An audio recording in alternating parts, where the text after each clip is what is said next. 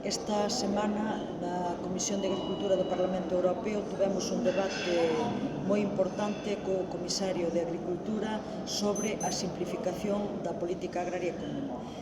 Nós entendemos que a simplificación da política agraria común debería supoñer eliminar burocracia, eliminar trabas e axudar precisamente a que os labregos e labregas teñan moita máis facilidade á hora de solicitar os expedientes e que ademais estes expedientes se volvan facer dentro da administración, nas oficinas agrarias comarcales e de maneira gratuita.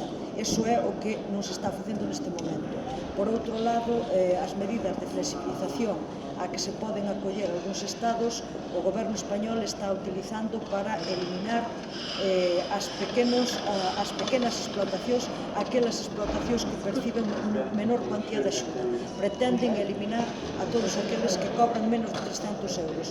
Para nós isto é totalmente inasumible e o que lle transmitimos onte ao comisario é a necesidade de que a flexibilización non se utilice para eliminar as máis pequenas explotacións e que ademais a simplificación da PAC ten que facerse para facilitarlle a vida aos produtores e produtoras, aos labregos e labregas que teñen que facer a solicitude e non para facilitar a tramitación dos papéis.